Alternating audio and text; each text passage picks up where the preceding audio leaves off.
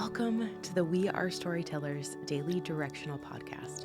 These are navigational messages designed to keep us pointing in the right direction. Today we're reading Genesis chapters 22 and 23. Sometime later God tested Abraham. He said to him, "Abraham." "Here I am," he replied. Then God said, "Take your son, your only son, whom you love, Isaac, and go to the region of Moriah. Sacrifice him there as a burnt offering on the mountain I will show you." Early the next morning, Abraham got up and loaded his donkey. He took with him 2 of his servants and his son Isaac. When he had cut enough wood for the burnt offering, he set out for the place God had told him about. On the 3rd day, Abraham looked up and saw the place in the distance. He said to his servants, "Stay here with the donkey while I and the boy go over there. We will worship, and then we will come back to you." Abraham took the wood for the burnt offering and placed it on his son Isaac, and he himself carried the fire and the knife. As the 2 of them went on together, Isaac spoke up and said to his father Abraham, "Father?" "Yes, my son," Abraham replied. "The fire and wood are here," Isaac said, "but where is the lamb for the burnt offering?" Abraham answered, "God himself will provide the lamb for the burnt offering, my son." And the 2 of them went on together. When they reached the place God had told him about, Abraham built an altar there and arranged the wood on it. He bound his son Isaac and laid him on the altar on top of the wood. Then he reached out his hand and took the knife to slay his son. But the angel of the Lord called out to him from heaven, "Abraham, Abraham!" "Here I am," he replied. "Do not lay a hand on the boy," he said. "Do not do anything to him. Now I know that you fear God, because you have not withheld from me your son, your only son." Abraham looked up, and there in a thicket he saw a ram caught by its horns. He went over and took the ram and sacrificed it as a burnt offering instead of his son. So Abraham called that place, "The Lord will provide." And to this day it is said, "On the mountain of the Lord it will be provided."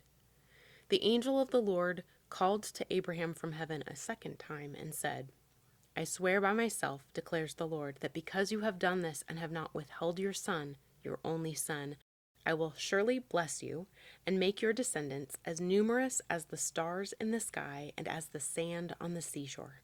Your descendants will take possession of the cities of their enemies, and through your offspring all nations on earth will be blessed, because you have obeyed me."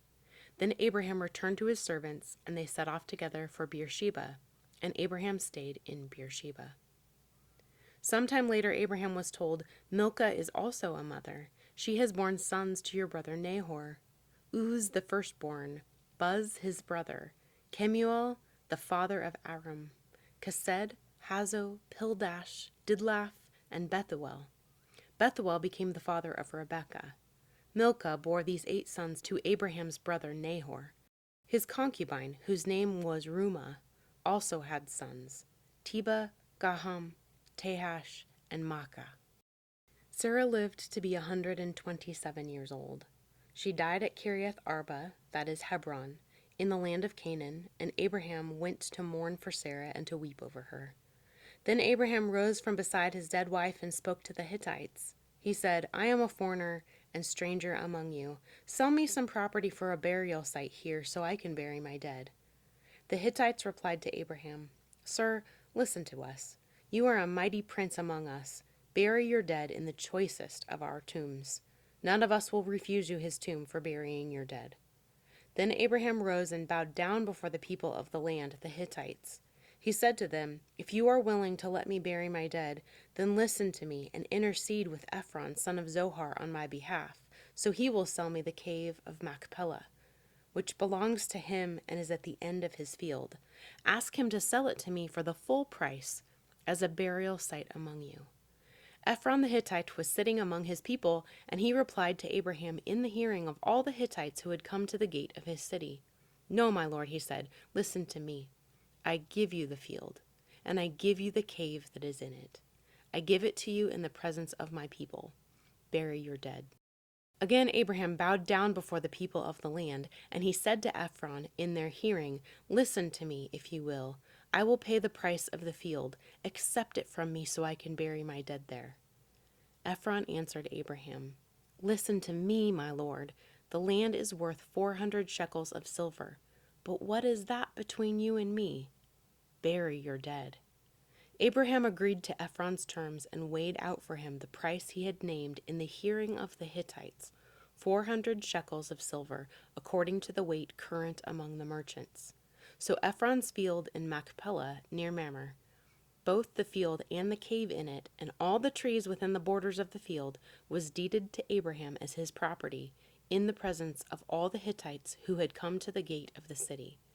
Afterward, Abraham buried his wife Sarah in the cave in the field of Machpelah, near Mamre, which is at Hebron, in the land of Canaan.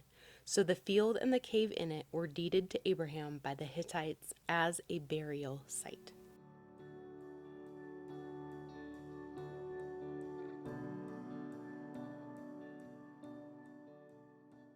All right, it's time for our questions. Number 1, what did God ask Abraham to sacrifice? And then, what sacrifice did God provide for Abraham? Where did Abraham bury Sarah? Second step, what stood out to you? What caught your attention, made you wonder, or made you scratch your head? And number 3, is there anything that God is saying to you today? Or any way that you think God is leading you to apply the scriptures? God simply asked me a question today.